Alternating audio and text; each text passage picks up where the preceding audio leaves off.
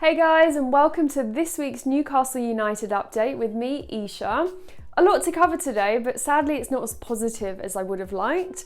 We do have a dark cloud over the club these days, and there's just no denying it. So I'll start with last night's 2-0 defeat to Aston Villa. Then I'll move on to why I think Rafa is not returning to Newcastle anytime soon.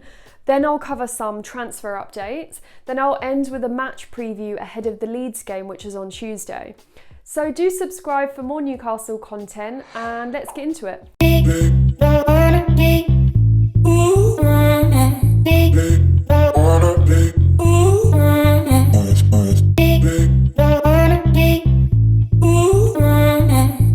So first up, the 2-0 defeat to Aston Villa.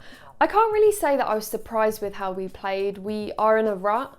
We're now without a win in 10 matches, and every day I just wake up checking to see updates on if Steve Bruce has been sacked yet. As it stands, he's still our manager, and until he is sacked, I genuinely believe that we can just expect these dire displays week in, week out, and it's almost impossible to improve under the current circumstances.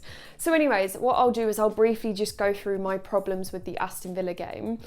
Firstly, anyone watching, Newcastle fans or not, they would have said from the minute we started playing, where is the direction? We're setting up 5 at the back and still failing to effectively defend. That is simply a setup without a plan. And I think that's the most destructive thing really for us these days.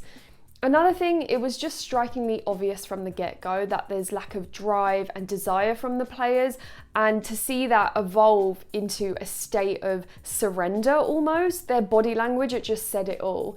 They had given up, and even though I have to say, Newcastle did come out in the second half a little more lively, they just looked unable to create anything at all. And we had 1 shot on target. Aston Villa made 5. I'm going to move on to individuals. So John Joe Shelvey, he failed to block Target's cross, which resulted in Ollie Watkins taking the lead. And in the past, I have actually defended his work rate just because Shelvey does make touches, but ultimately they end up aimless. They don't result in any contribution whatsoever. Jeff Hendrick, his involvement, it was 0, and no one really stood out at all. Carl Darlow, he even made mistakes. He is human after all, and I'm not going to sit here and criticise him because he's under immense pressure every single game to single-handedly just keep the team in it. He's easily one of the best goalkeepers in the league, but he didn't have his best game, and I wouldn't be surprised actually if we see Dubravka play on Tuesday against Leeds. It could actually be the perfect time to get him back starting after his injury. In the last 20 minutes, when we saw Alan St-Maximin and Ryan Fraser come on, I was happy to see a fresh set of legs in Fraser in particular, but he looked far from being able to actually create something. As for Alan St-Maximin, I'm pleased at his premature return from COVID recovery. No one expected that, but he wasn't really going to be our match winner last night, was he? Overall, pitiful performance, no quality, no hope, and I am sorry that, I am at my wit's end. I want to hear from you. What are your thoughts on the Aston Villa game? Just let me know below and let's have a chat. I think we should move on. So some big news came out this weekend. Rafa Benitez actually left the club that he's managing in China, and there are reports that he's keen to get back working in Europe again, and more specifically in English football. I'm not surprised to hear that. I just filmed a Q&A video and someone actually asked me whether I think Rafa would consider returning to Newcastle.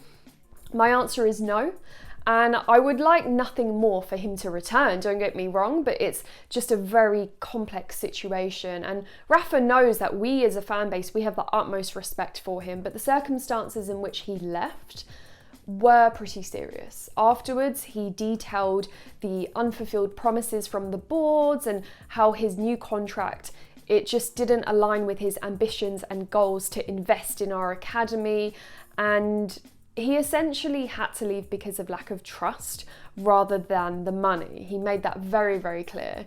So right now, Mike Ashley is still trying to sell the club whilst taking legal action against the Premier League over the failed takeover.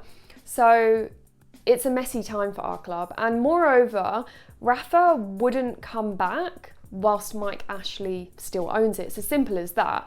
There were quite humiliating public spats between Rafa and the board when he left. And if Mike Ashley sells, Steve Bruce is sacked, the takeover goes through, would I expect Rafa back?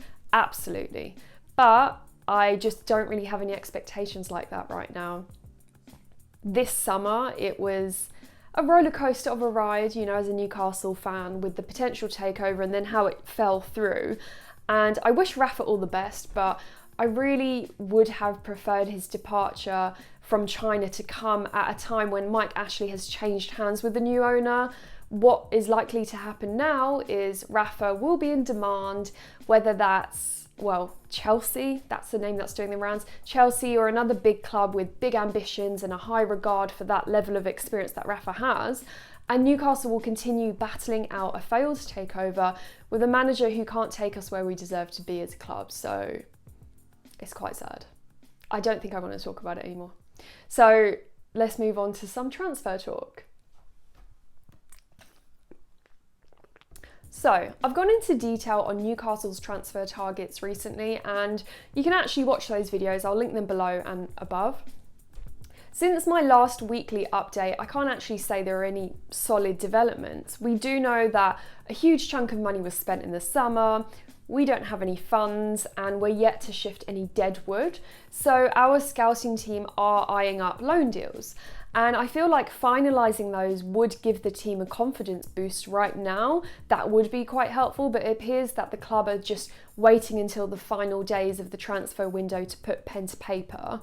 One deal that was done this week was actually for Kieran Clark, so an existing player, and he signed a new 2-year deal at Newcastle. And I think to have someone with his experience in the team, it's always going to be positive. He can be solid and versatile, and after coming back from injury, I'd say he's actually been one of our better players this season.